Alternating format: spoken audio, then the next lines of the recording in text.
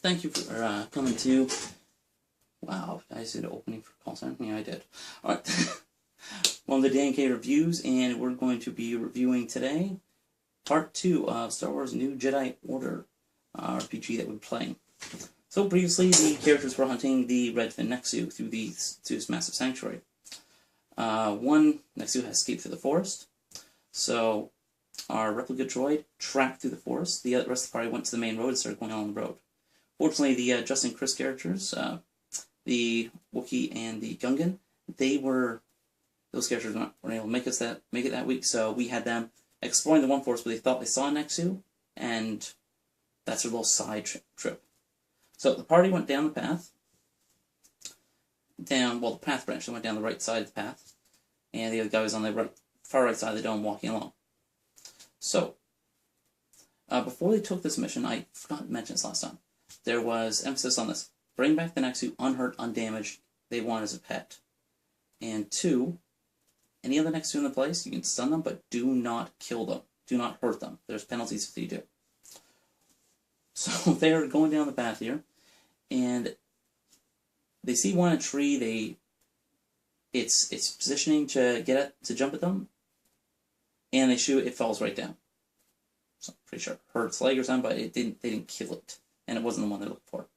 Meanwhile, the replica droid runs through the forest, and it's a female replica droid, runs through the forest and sees Nexu and takes a shot at him. And just outside this forest, there was 2 boulders. On the opposite side, there was 2 of them sunning. Now, just think of like big cats, big lazy cats. So they both charge at him. One gets at him, he fires a stun right in his face, knocks him right down. The other one rolls a crit and smashes his stun rod away, where then he panics, pulls out his axe, and starts slaughtering it to death. Yeah, so he's covered all in blood, and he doesn't care, he just keeps walking around. The rest of the party go down. While they're watching and seeing if they can help him, one of them jumps out of a tree from behind them when they're fully distracted, because these things get full advantage if no one is looking in their direction when they're ready to attack. So it jumped down, it grabbed one character, starts beating the crap out of him, but they stun it before it could do any real damage to him. With that, they go further down. There was another one that comes out, they stun it, no problem. And when they get to the back corner of the compound at this point, they see a large lake. Also, Justin's character, when he's going along there, he found remains of his torn up body between those 2 that he took down, and it had a pair of macro binoculars, which he picked up and took with him. When they get down to the edge of this water, this like little swimming area, everyone rolled perception. One person passed it, and he saw a red fin on the water and go under it quickly. And all on the shore, there is 2 broken cages, bodies ripped to pieces. One person with that face ripped off, their stomach ripped out through his face. That's an homage to my cat, who does that to mice. It is horrifying that she does this, but hey, they don't come back ever. We don't get them that often. So when they do, she tortures them. That's kind of scary. She was big. So they loot through the bodies a bit.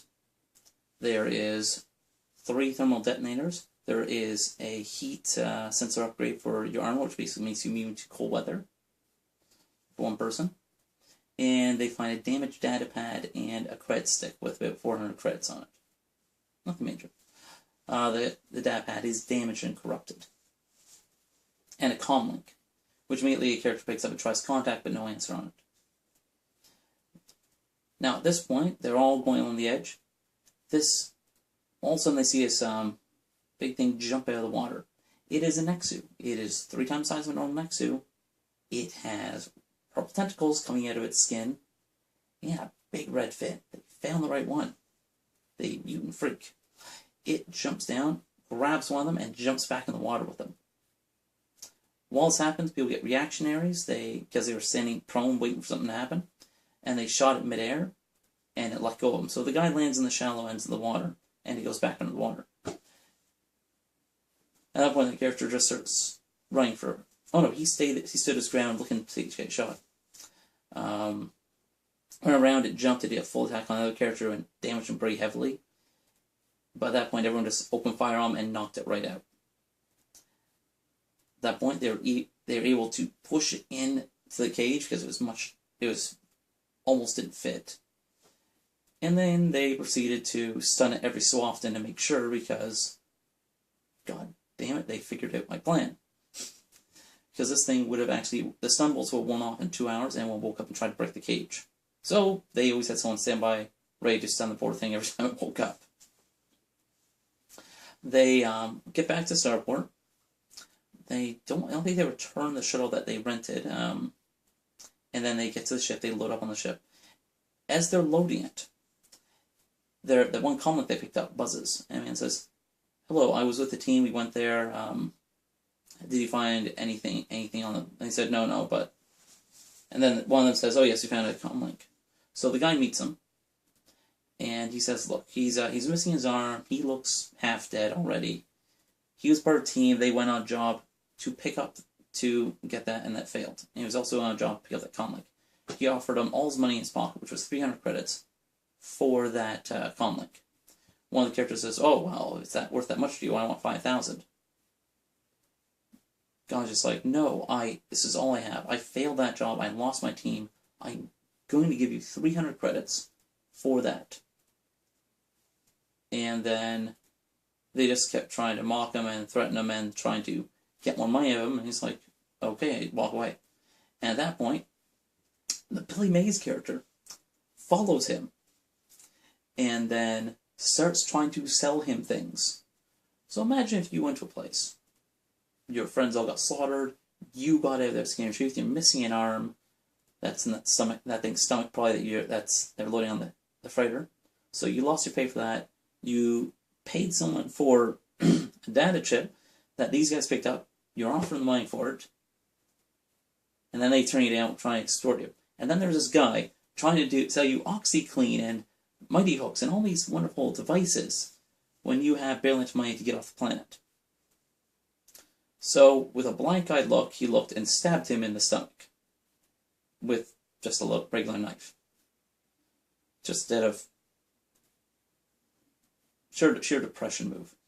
And then all the characters opened fire and stunned him. Then the party kidnapped him, left the planet, tied him to the cage of the Nexu, and started threatening to torture him. And then, when he came to, they kept trying to interrogate him what was on the data card. He says, "I have no freaking idea. I was just paid money to pick up the damn card." And then, at that point, one character's like, "You know what, fine." He takes his 200 credits out of his pocket while he's tied up, and says, "Here's the card back." Then the character, like the replica droid, comes back, like an hour later, and says, "Oh no," and takes the card back from him and starts asking for a bunch of money from him, and the 5,000 credits. And the guy looks at him like, "I don't have money to give you." And then he realizes like, "Oh yeah, we gave it back to him already, and we already robbed him of everything he owns." And then they try to threaten to throw him out an airlock after kidnapping him if he doesn't pay his wages for being chipped. At that point, he keeps saying, "I have no money. You just took all my money." And when they finally got to Nal Hutta, they met the Hutt. They actually had a big laugh with them, saying, "Yeah, that whole dome is video. We actually placed bets on seeing who gets eaten." And yeah, they got docked money, but Billy Mays bargained his way out with them, and they lowered the penalty fee. So they got everything except minus 200 credits. So it was good. The young gentleman left their ship and talked to the Hutt and got off planet easily. He's well connected. Which no one bothered to ask him. If they talked to him properly, they would have actually seen another opening for another storyline that could have happened. Like I said, everything I do is intertwined. No characters are one-off characters. Everything is an important person they talk to. So at that point, the job was finished, and at the end of the session, the job board lit up, showing other missions they could do. And I'm going to pick up this phone right now. Well, pick up this camera. What am I doing? And I'm going to show you what those other jobs were.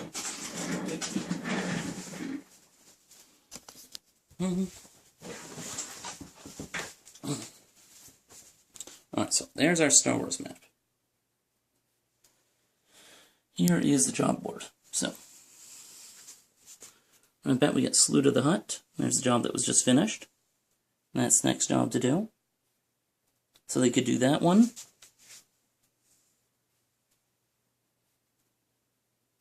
Then there is Dijon Reach with his job.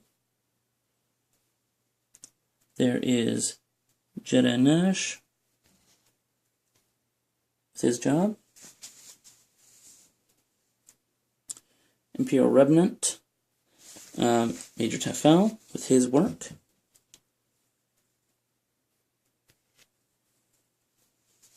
And then there is the New Republic officers with their job.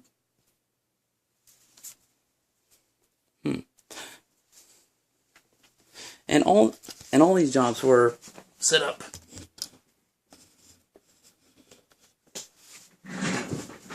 Yeah. And so the party had to choose what they had to do.